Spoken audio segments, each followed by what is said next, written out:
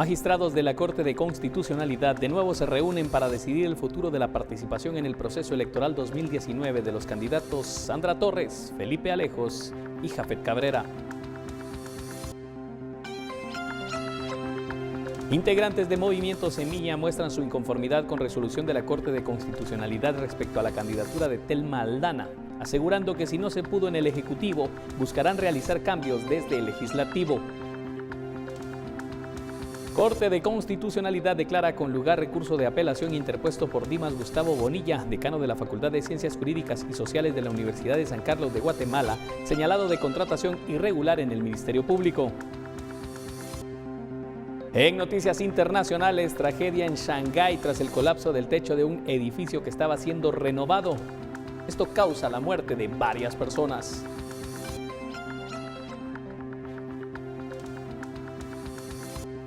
Además, autoridades y miembros de las principales firmas digitales se comprometieron a tomar medidas para erradicar contenidos extremistas en Internet, luego de la difusión que tuvo la masacre de Christchurch en Nueva Zelanda.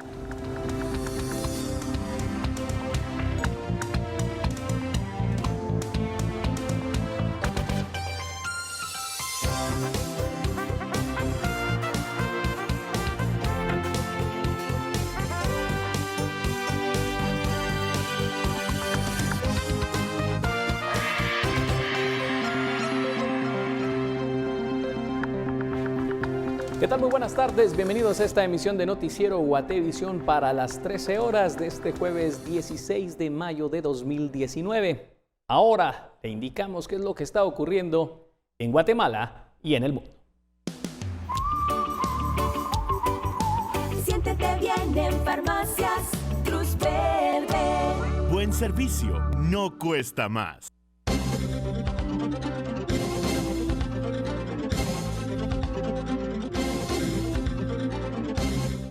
En los últimos días de esta semana, los nombres de las candidatas Suri Ríos y Telma Aldana han generado expectativa en la Corte de Constitucionalidad.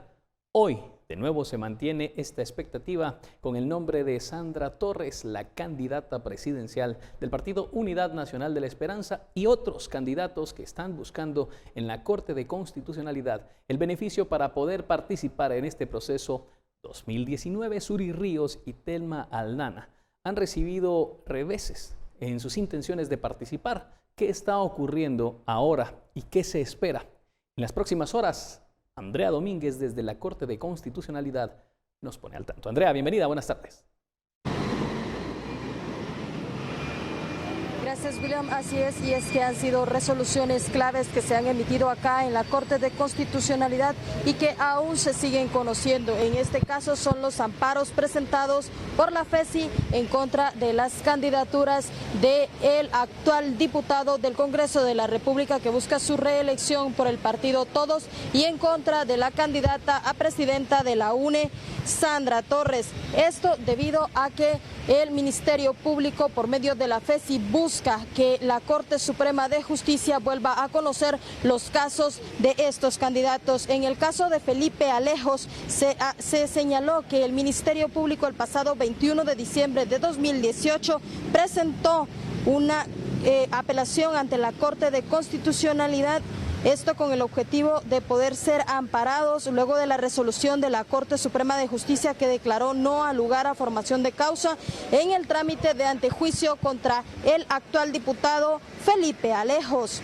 Alejos, quien también actualmente es primer vicepresidente de la Junta Directiva del Congreso de la República, está sindicado por el Ministerio Público y la CICIG en el caso Traficantes de Influencias. Según lo indicado en la contra Alejos, se le señala de ser parte de una presunta red que operaba en la Superintendencia de Administración Tributaria con el objetivo de agilizar los trámites de expedientes de devolución de crédito fiscal. También se indicó que Alejos era uno de los intermediarios de la estructura y su función era captar clientes, es decir, empresas que estuvieran dispuestas a pagar un soborno por el trámite irregular de la devolución del crédito fiscal. pero la Corte Suprema de Justicia no aceptó las pruebas presentadas e indicó que no se daba a lugar la petición del Ministerio Público para que el diputado perdiera su inmunidad y fuera investigado por este caso. El otro caso que también se conoce en este momento en la Alta Corte es otra acción de amparo que presentó el Ministerio Público el pasado 28 de marzo, también contra una resolución emitida por la Corte Suprema de Justicia que rechazó la solicitud de antejuicio contra Sandra Torres, candidata presidencial de la UNE, por un caso de financiamiento electoral ilícito en 2015, el cual no fue reportado al Tribunal Supremo Electoral y que sumarían unos 19.53 millones de quetzales. Otro caso que también en este momento están conociendo los magistrados de la Alta Corte en este preciso momento es una apelación solicitada por el hijo del vicepresidente Jafet Cabrera. El candidato a diputado por el partido oficial, Jafet Cabrera Cortés, busca que el Tribunal Supremo Electoral lo pueda inscribir, pese a que ya este organismo señaló que tiene prohibición constitucional en el artículo 164, que señala que nadie que sea familiar de algún, en este caso vicepresidente o presidente que se encuentre en el poder, puede buscar un cargo de elección popular. Es por ello que el hijo del vicepresidente Jafet Cabrera, al tener una denegación del Tribunal Supremo Electoral, ocurre a la Corte de Constitucionalidad para ver si lo avalan y con ello que pueda ser inscrito, pese a esta Constitución, como candidato a diputado por distrito de Guatemala y con ello poder ser electo como diputado. De momento esto es lo que se señala y ha señalado la Corte de Constitucionalidad, que estarían conociendo 5 magistrados titulares y 2 suplentes en este momento. Una sesión que empezó alrededor de 1 hora y que de momento se sigue desarrollando. Se ha indicado que se dará una conferencia de prensa al saber cuáles son los detalles de estos 3 casos que conocen en este momento. Casos que debieron de haber conocido el día de ayer, pero que prefirieron correr la agenda y de esta manera entrar a conocer el caso de Telma Aldana, el de Mauricio Radford y el del ex fiscal o el ex subgerente de la SAT, Juan Francisco Fopa, y que el día de ayer tanto la candidatura de Telma Aldana como la de Mauricio Radford recibieron un revés de la Corte al señalarles que no podrán participar en esta contienda electoral a desarrollarse el próximo 16 de junio. Las acciones que se llevan en contra del diputado Felipe Alejos y de la candidata de la UNE a la presidencia, Sandra Torres, son solicitudes realizadas por el Ministerio Público que buscan reactivar las solicitudes de antejuicio que tienen ante la Corte Suprema de Justicia, con el objetivo que puedan volver a conocerse estos casos y que nuevamente se emita una resolución más ampliada de la que ya emitió en su momento la Corte Suprema de Justicia en ambos casos. Ambos estarían señalados de casos de corrupción. En el caso de Sandra Torres, como ya se lo hemos indicado, de financiamiento electoral ilícito, y en el caso del diputado Felipe Alejos, en este caso sería por un caso de corrupción que involucra la devolución de crédito fiscal. Esto es lo que de momento tenemos acá en la Corte de Constitucionalidad. Con esta información y con imágenes de María René Barrientos, yo regreso con ustedes a estudios por una Guatemala en paz. Andrea Domínguez. Así es, Andrea, en unos instantes vamos a regresar porque aún tenemos más información y la postura también por parte de los integrantes del partido político Movimiento Semilla, luego de la resolución que dio la Corte de Constitucionalidad ayer por la tarde. Mientras tanto, otro proceso que se ha conocido en la Corte de Constitucionalidad es el de Dimas Gustavo Bonilla. La Corte de Constitucionalidad ha declarado con lugar el recurso de apelación interpuesto por Dimas Gustavo Bonilla, decano de la Facultad de Ciencias Jurídicas y Sociales de la Universidad de San Carlos de Guatemala, que es señalado de haber sido contratado aparentemente de forma irregular en el Ministerio Público durante la gestión de la ex fiscal general Telma Aldana, quien ahora tiene orden de captura. Con la resolución de la Corte de Constitucionalidad se deja en suspenso la decisión del juez décimo de primera instancia penal Víctor Cruz de citarlo a primera declaración y se fija el plazo de 48 horas contando a partir de lo notificado por este fallo para que el juez décimo de primera instancia penal, narcoactividad y delitos contra el ambiente del Departamento de Guatemala emita un nuevo pronunciamiento en sustitución del que ahora se está dejando en suspenso y en tanto no se emita esta resolución, conforme lo considerado por la Corte de Constitucionalidad, la autoridad cuestionada deberá abstenerse de celebrar la audiencia de primera declaración de Gustavo Bonilla, es decir, el juez décimo de primera instancia penal Víctor Cruz deberá abstenerse de celebrar la audiencia de primera declaración del decano de la Facultad de Ciencias Jurídicas y Sociales de la Universidad de San Carlos, Gustavo Bonilla.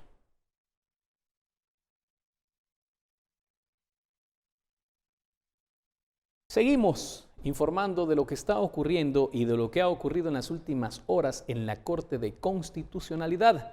Retomamos ahora la postura que tiene el partido Movimiento Semilla luego de ese revés que sufrió Telma Aldana.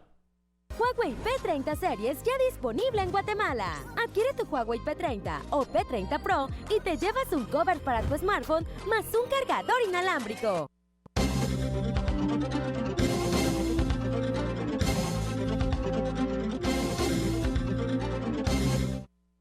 Y como hemos estado observando a lo largo de estas horas, nuestra compañera Andrea Domínguez ha estado en la Corte de Constitucionalidad a la espera de las distintas informaciones. Hoy también se dieron a conocer las reacciones que tuvo el grupo Semilla, el partido político que buscaba llevar a la presidencia a la exfiscal general Telma Aldana. Hoy los integrantes de este partido dan a conocer cuál es la postura respecto a esta resolución que fue contraria a las intenciones de Aldana de participar en este proceso electoral. Andrea, de nuevo regresamos contigo a la Corte de Constitucionalidad, como siempre cortesía de Huawei, para conocer cuál es esta postura y qué están planeando ahora los integrantes de Movimiento Semilla. Adelante. Así es, y es que luego de que la alta corte del país les diera este revés y con ello no podrá participar la exfiscal del Ministerio Público Telma Aldana, que actualmente tiene una orden de captura en su contra, el partido realizó una conferencia de prensa en la cual también su secretario general se pronunció señalando no estar de acuerdo con esta resolución, pero tampoco están de acuerdo con las otras resoluciones emitidas, como por ejemplo por la Corte Suprema de Justicia y por el Tribunal Supremo Electoral, señalando de que ella contaba con todos los requisitos de ley que le permitían ser inscrita como candidata a la presidencia, algo que no sucedió y que creen también que es parte de una venganza debido a las acciones que ella tomó al frente del Ministerio Público. Escuchemos lo que indicó Samuel Pérez, secretario general del Movimiento Semilla. En realidad no estamos para nada de acuerdo con la resolución de la Corte de Constitucionalidad. Durante todo este proceso fuimos poniendo en evidencia que no existen argumentos legales que justifiquen el bloqueo de la inscripción de nuestra candidata. Cumplimos con absolutamente todos los requisitos y lo que recibimos fue una embestida del sistema del Estado capturado, es muy evidente. Sin embargo, nosotros vamos a ser respetuosos de la resolución de la Corte de Constitucionalidad, aunque no estemos de acuerdo. ¿Qué sigue ahora, tanto para la agrupación política como para Telma Aldana? Sí, en realidad nosotros hicimos un reconocimiento especial el día de hoy para Telma Aldana de parte de todo el partido, como una expresión también de la sociedad guatemalteca, porque ella, pudiendo haber estado con su capacidad, con su dignidad, con su fortaleza, estando en cualquier otro espacio para desarrollarse profesionalmente, decidió dar una batalla contra un sistema que conocía que iba a recibirla con toda la fuerza y una embestida brutal. Es lo que sucedió. Sin embargo, en realidad ella representa más allá de una candidatura del Movimiento Semilla, ella representa los ideales, la convicción y una agenda de rescate del Estado para poder construir juntos el futuro. Ese es el reconocimiento que nosotros le hacemos. Para el Movimiento Semilla en este momento lo que toca desde el día de hoy es continuar con la campaña para el resto de candidaturas, para el Congreso de la República, para el poder local. Es importante recordar que en el Congreso de la República es donde se articuló originalmente los 105 votos que dieron vida al pacto de corrupción corruptos y fueron refrendados por todos los alcaldes de la ANAM en su momento. Y ahí es donde vamos a sacarlos en las urnas.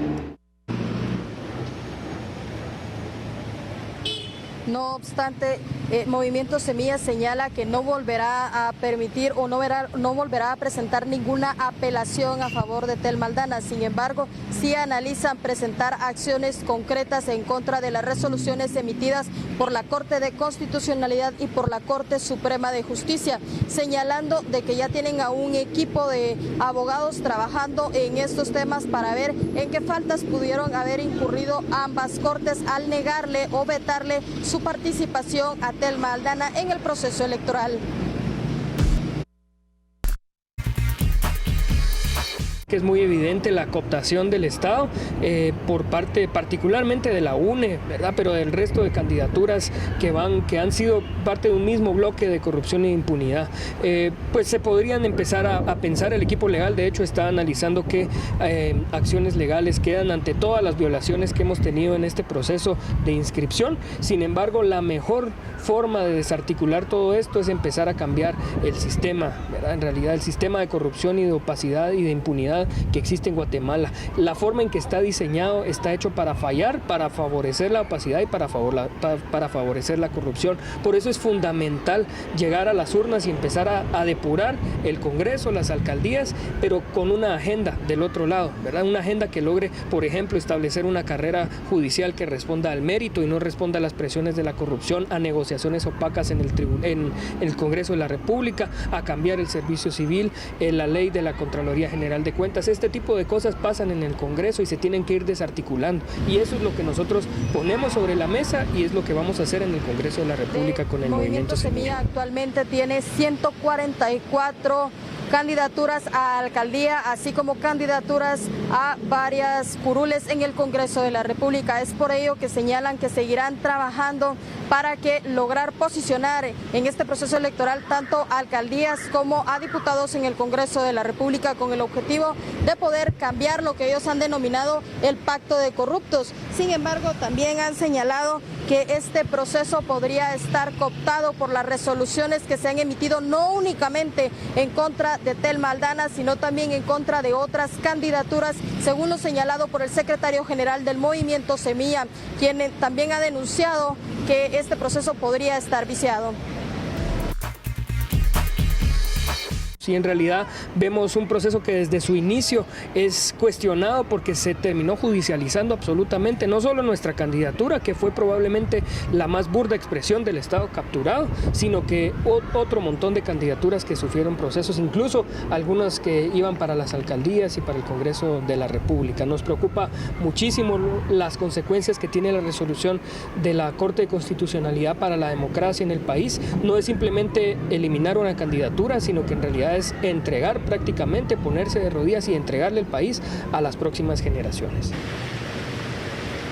Esta ha sido la posición de los integrantes del partido Movimiento Semilla, que buscaban llevar a la candidatura a la presidencia a la exfiscal del Ministerio Público, Telma Aldana. Ella en este momento se encuentra en Miami luego de participar en una entrevista de televisión. Al ser consultada si planea regresar al país o cuáles son también los planes que ella tiene a futuro, señaló que estaría buscando un lugar en el cual ella pueda seguir luchando en contra del pacto de corruptos que actualmente tiene o existe en Guatemala, sin señalar si regresará o no al país. De momento, esta es la información que tenemos acá en la Corte de Constitucionalidad. Cabe resaltar que a las 6:09 de la noche le estaremos llevando todos los detalles y las resoluciones que se puedan emitir los magistrados de la Corte de Constitucionalidad en los casos que ha solicitado el Ministerio Público y la FESI contra Sandra Torres y Felipe Alejos, así como la apelación que habría realizado el hijo del vicepresidente Jafet Cabrera. Por una Guatemala en paz, Andrea Domínguez, y en cámara, María René Barrientos. Abundante información que se ha generado en las últimas horas en la Corte de Constitucionalidad y que tiene que ver con este proceso electoral 2019 y las reacciones de los diferentes personajes. Esto, como siempre, llega a usted cortesía de Huawei. Huawei P30 Series ya disponible en Guatemala. Adquiere tu Huawei P30 o P30 Pro y te llevas un cover para tu smartphone más un cargador inalámbrico.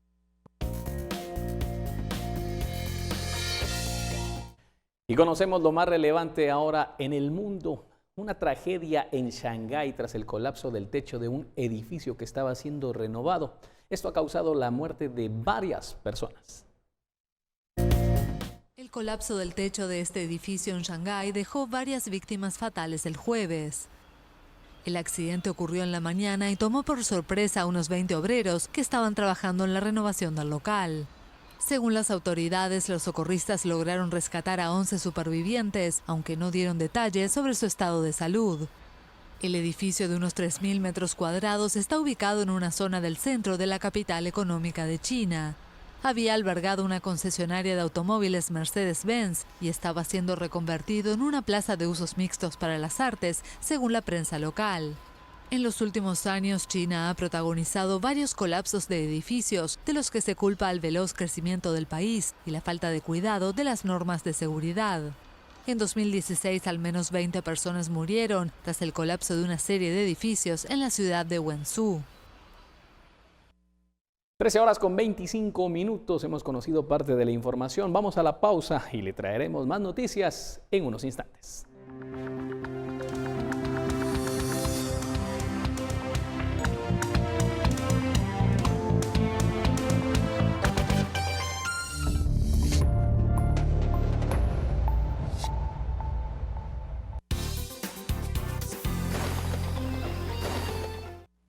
Muy buenas tardes. A continuación les comparto el pronóstico del clima para el día de hoy, jueves 16 de mayo. Y persiste el ambiente cálido y húmedo sobre el territorio nacional con posibles lluvias acompañados de tormentas eléctricas en horas de la tarde y parte de la noche sobre la costa sur hacia el centro de nuestro país. Y se pronostican lluvias en todo el territorio nacional con acumulados importantes en regiones sobre el occidente, suroccidente, en la cadena volcánica y en la franja transversal del norte. Para el departamento de Petén se pronostica un cielo parcialmente nublado, pero no se descarta la posibilidad de lluvias de corta duración con posibilidad de tormentas eléctricas. A continuación le comparto el pronóstico del clima para los próximos 3 días en la ciudad capital y tendremos cielos parcialmente nublados con posibilidad de lluvias de corta duración con tormentas eléctricas en horas de la tarde y parte de la noche y las temperaturas máximas oscilando entre los 24 a los 26 grados centígrados. Y le comento que el sol el día de hoy salió a las 5:34 de la mañana y se ocultará a las 6:23 de la tarde. Así que llegamos con información,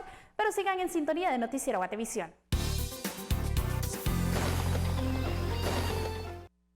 Continuamos con más noticias. Mirador Electoral señaló estar preocupado por la manera en que los partidos políticos están reportando los gastos de campaña ante el Tribunal Supremo Electoral, principalmente el uso de mantas, cuyo gasto no está siendo reportado. Los partidos tienen 2 tipos de gastos, uno que es el gasto de funcionamiento y el gasto de campaña electoral. Teóricamente, cada uno de los gastos, como usted mencionaba, debería de ser reportado como corresponde. El director de la unidad lo que nos ha dicho es que, a diferencia de otros procesos, donde la auditoría comenzaba al finalizar el proceso electoral, ahora inmediatamente después de cada uno de los reportes de los partidos, auditoría electoral empieza con las investigaciones del caso. Nosotros sabemos, por ejemplo, que hay muchas actividades que no están siendo reportadas. Ya les invitaba a investigar un poco sobre el tema de las mantas, que digamos sustituye en gran medida el trabajo de publicidad de las vallas, que ya vimos la cobertura es muy pequeña. También hay, digamos, solicitudes de ampliación de información que la unidad le ha hecho a los partidos políticos. Otro dato que es muy interesante resaltar es que los contadores departamentales de los partidos políticos pueden reportar directamente, meter los datos ellos directamente al sistema y por fuerza entonces el contador general o nacional no está validando esa información. La información es publicada en nombre del partido, pero necesita, digamos, una revisión general y por eso es que Auditoría Electoral y la Unidad de Fiscalización entran inmediatamente que se presentan los reportes. Y con el objetivo de fortalecer temas que contribuyen al bienestar de la niñez y la adolescencia, se celebró un foro con candidatos a alcalde de Cobán, donde de los 20 inscritos únicamente participaron 13.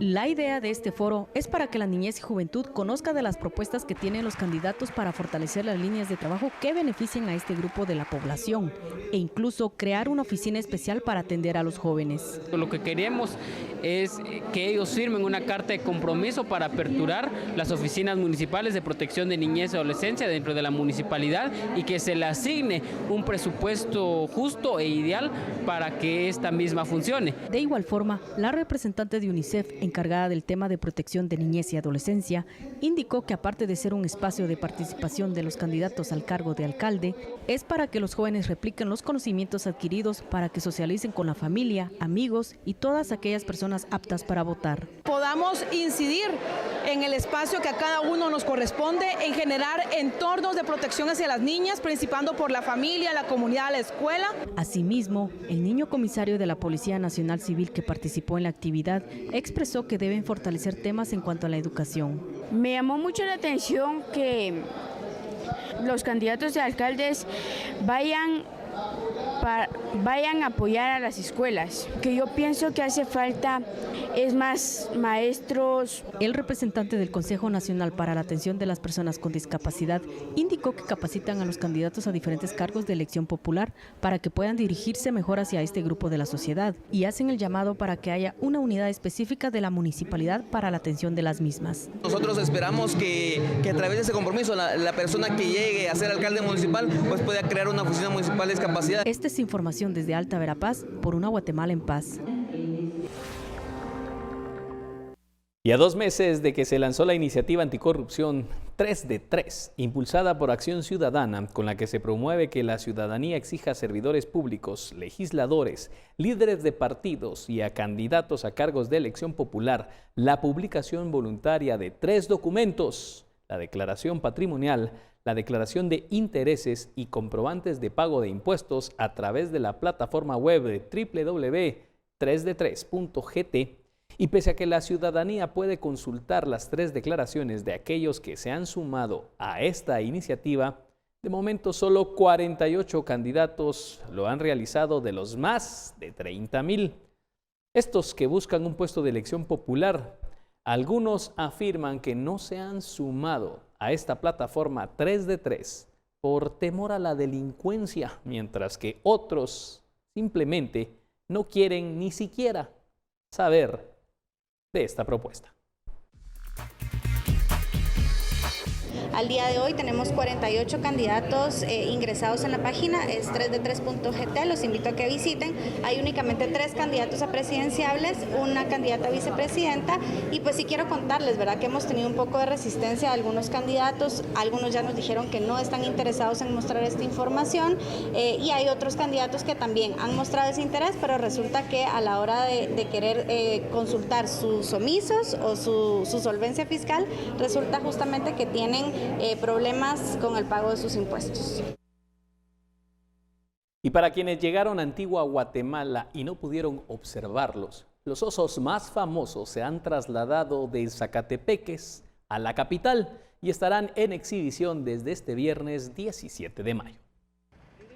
Los 144 osos de la exposición United Body Bears ya están en la capital. La colorida y significativa exposición se despidió de la ciudad colonial Antigua Guatemala. Ahora llevan el mensaje de la tolerancia a la Plaza de la Constitución, en donde los guatemaltecos podrán visitarla hasta el 2 de junio. Y ya estamos aquí, ya están tristes la gente de Antigua y ya van a estar felices la gente aquí de Guatemala, y creo que van a estar más felices cuando se abren el viernes aquí el Festival Cultural, porque todavía está todo cerrado acá para no molestar en el montaje, pero ya está el último camión allá y estamos montando los últimos osos, entonces estamos muy contentos y muy felices.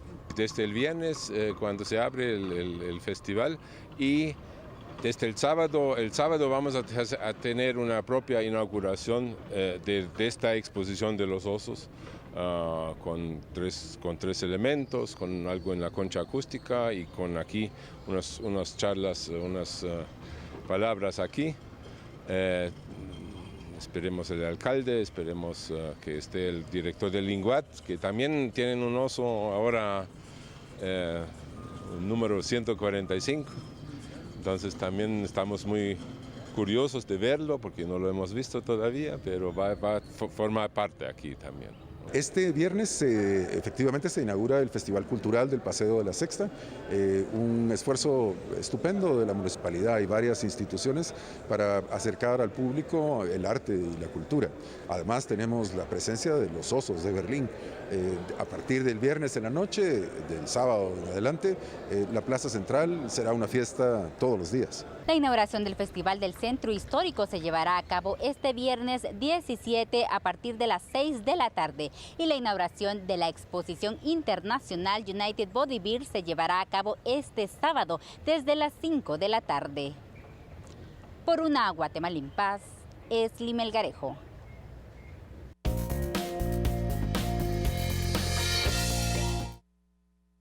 Ciudad de México sigue sumida en el smog. Las autoridades suspendieron las clases y las obras de construcción grandes. Restringieron además el uso de vehículos y cerraron algunos parques debido a la mala calidad del aire. Alerta por contaminación en Ciudad de México. Las autoridades suspendieron las clases y las obras de construcción grandes, restringieron el uso de vehículos y cerraron algunos parques debido a la mala calidad del aire. Yo soy asmático y pues a cada rato estoy tosiendo y me falta la respiración. Tengo que usar más veces el salbutamol que uso para poder respirar porque se siente muy pesado el ambiente. Dejé de ir a nadar porque el alberca está al aire libre y yo voy por fisioterapia. Entonces, dado la contaminación y no es conveniente hacer ejercicio al aire libre, pues ya dejé de ir estos días.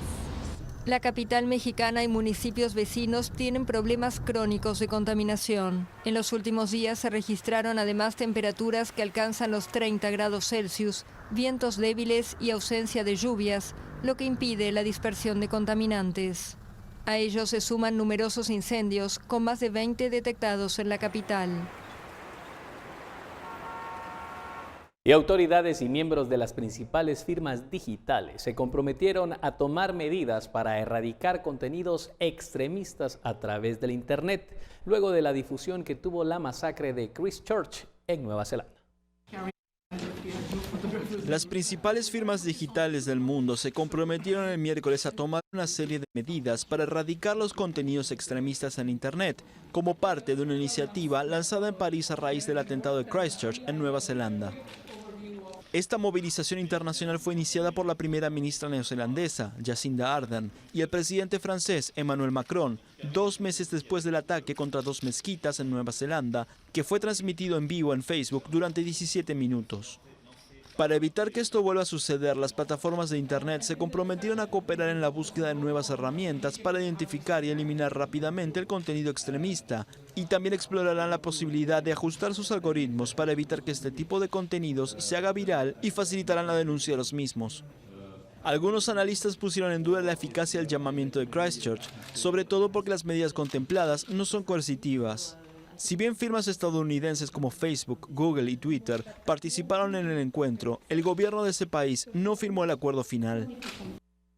Y el presidente Nicolás Maduro denunció la violación de la Embajada de Venezuela en Washington tras una notificación de desalojo hecha a los activistas que ocupan la sede en apoyo al gobierno del presidente Maduro. Dijo que la medida policial es una locura. El presidente de Venezuela, Nicolás Maduro, denunció el miércoles la violación de la embajada de su país en Washington. Desde hace más de un mes, un grupo de activistas estadounidenses, de los cuales actualmente se mantienen 4, ocupan el recinto, con la anuencia del gobierno socialista. La policía entró el lunes al edificio y les notificó que estaban ocupando ilegalmente la propiedad. El gobierno de Donald Trump ha violado el recinto de la Embajada de la República Bolivariana de Venezuela en Washington y es responsable, a la luz del derecho internacional, de una grave violación, no solo legal, sino moral. Los manifestantes denuncian la existencia de un plan de golpe de Estado contra Maduro y buscan impedir la entrada de los delegados del opositor Juan Guaidó, reconocido como presidente interino por Washington, y custodiar el recinto tras la salida de los últimos diplomáticos chavistas el 24 de abril. Quiero saludar desde aquí, mandar mi abrazo de solidaridad, de apoyo, de respaldo, de agradecimiento a nombre del pueblo de Venezuela al colectivo de ciudadanos y ciudadanas estadounidenses, protectores y defensores de la Embajada de la República Bolivariana de Venezuela en Washington. 1000 besos a ustedes por su valentía. El líder socialista dijo que denunciará el caso ante instancias internacionales. Su voz de dignidad. Y en unos instantes repasaremos qué ocurrió en esa semifinal de ida, el encuentro entre Guastatoya y la antigua GFC. Regresamos con esto y con más en breve.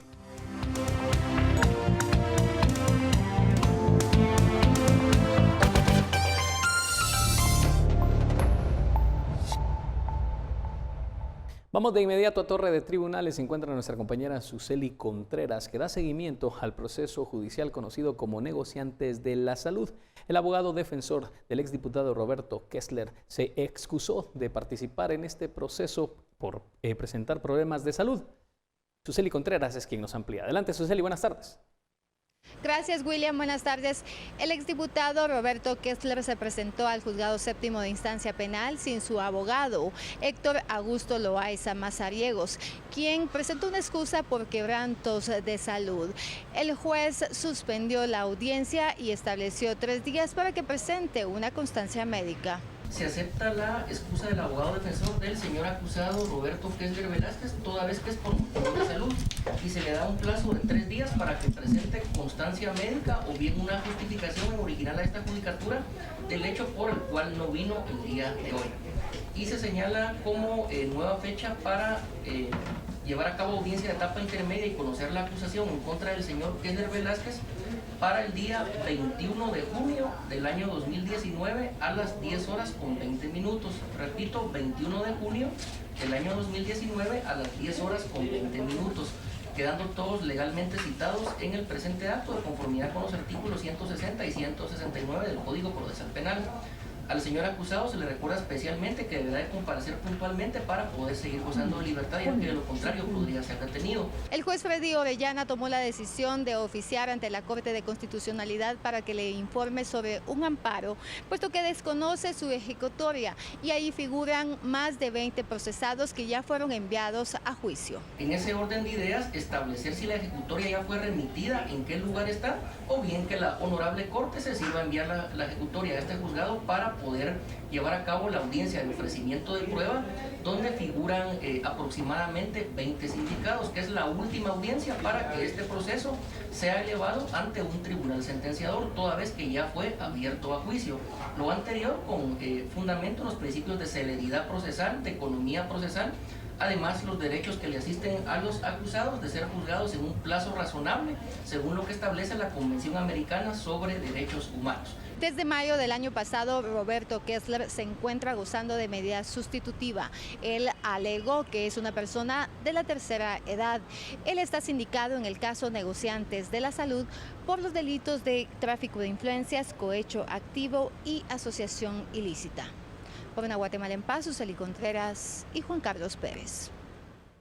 ¿Y qué haría con 100 millones de quetzales? ¿Y cómo se vería esta cantidad de dinero reunida en una habitación?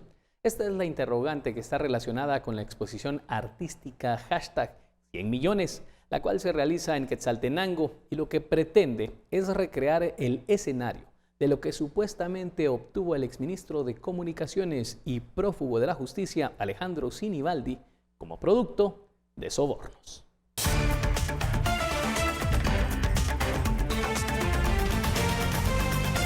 ¿Cómo se verían reunidos 100 millones de quetzales? Esta es una pregunta que se transformará en una obra de arte el próximo 8 de junio, cuando el artista Bonifaz Díaz exponga en Quetzaltenango la cantidad de billetes que, de acuerdo con la investigación del Ministerio Público, el exministro de Comunicación habría obtenido por actos de corrupción. Que en principio parece algo innecesario, un juego, algo inútil, que es algo que el arte en principio puede generar ese pensamiento, ¿no? Hasta que la gente se entera por qué se está haciendo, que es un caso real. Durante la exposición en Casanoj, el artista pretende exponer billetes de papel periódico que simulen los 100 millones de quetzales. Lo que busco es que la gente piense y reaccione.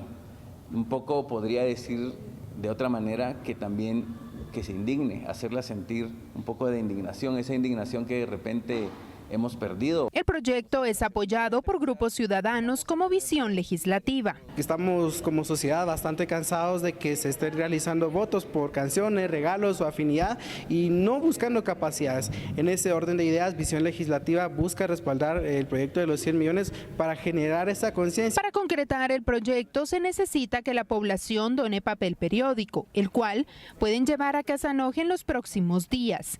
Desde Quetzaltenango, por una Guatemala en paz, María Longo, Noticiero Guatevisión. Y en otros temas, Cámara de Industria de Guatemala realiza la segunda edición del Foro Industrias Inteligentes con el objetivo de incentivar a las empresas guatemaltecas a aprovechar el crecimiento del comercio electrónico a nivel global. Más de 200 profesionales asistieron a la actividad donde expertos presentaron estrategias, herramientas y tendencias.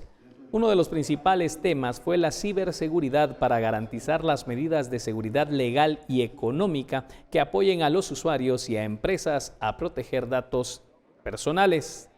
El comercio electrónico fue uno de los temas que más llamó la atención, pues en Centroamérica entre el 2016 y 2017 el número de empresas que comercian productos a través de la web incrementó en un 200%.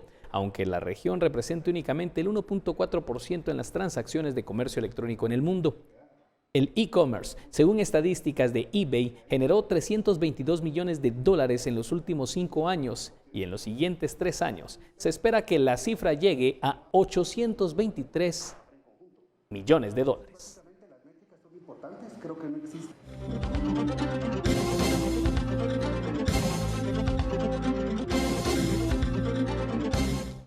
Hay noticias en la Corte de Constitucionalidad. Ya se ha conocido la resolución respecto a la petición del hijo del vicepresidente Jafet Cabrera en sus intenciones de participar por una diputación con el partido oficial FCN Nación.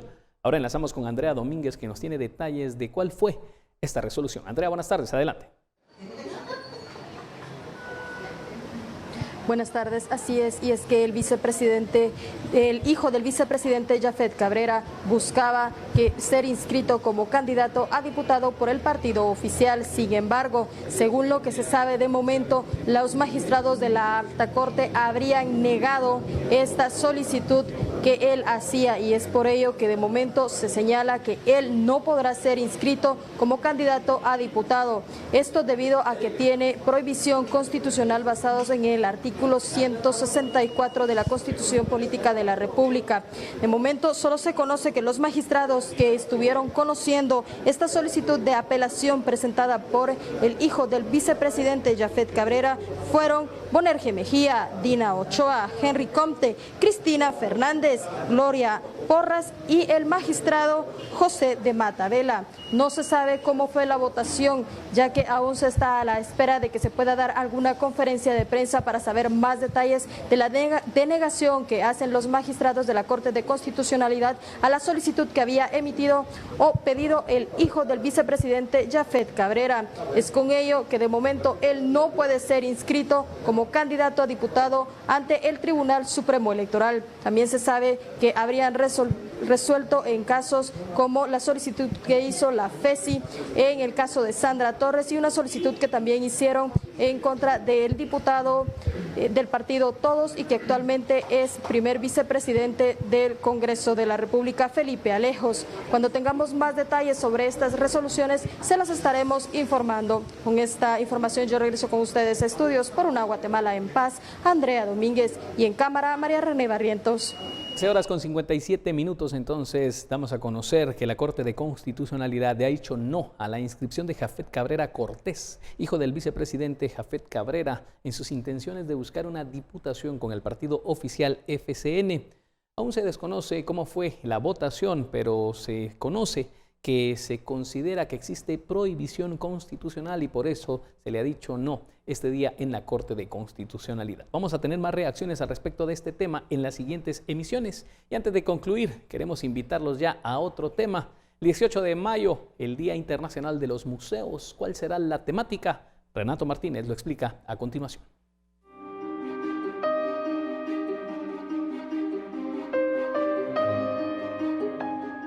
Siempre lo he dicho, ver no es lo mismo que observar y oír no es lo mismo que escuchar. Es por eso que ahora los invitamos a que puedan observar realmente la riqueza que existe en este hermoso país.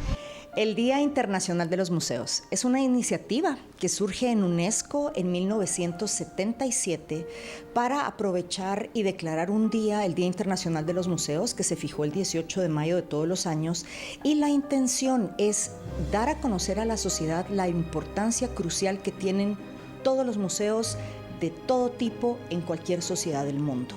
Es decir, no importa la colección que tenga el museo ni a qué está dedicado y enfocado, siempre tienen una función social, nos llevan no solo conocimiento, sino también es el vínculo entre partes de nuestra cultura que posiblemente desconocemos o partes de la historia que han quedado relegadas. Los museos tienen una función social primordial en todas las sociedades. Entonces fue por eso que en 1977 decidieron declarar un Día Internacional de los Museos y que todos los países que de alguna forma estamos con UNESCO, aprovechemos cada país en sus sedes para hacer actividades alusivas a los museos y cada año se fija un tema.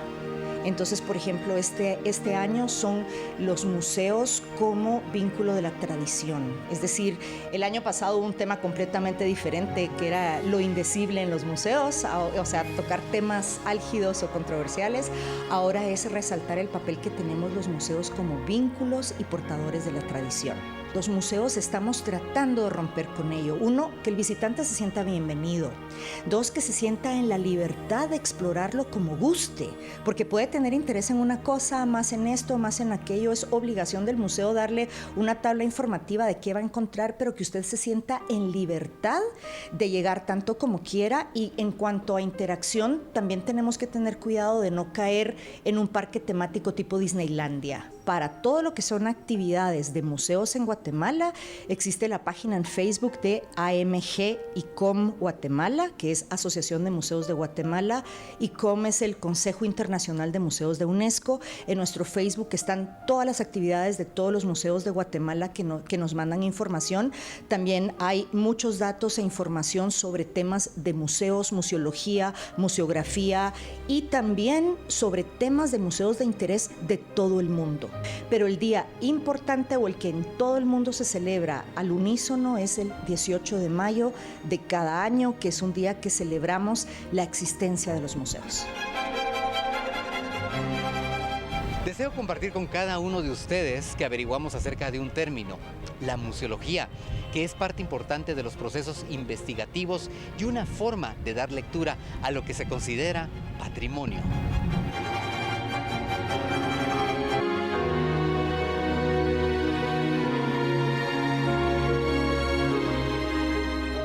Momento de despedirnos, quédese con la programación de Canal Guatevisión. Con permiso, buen provecho.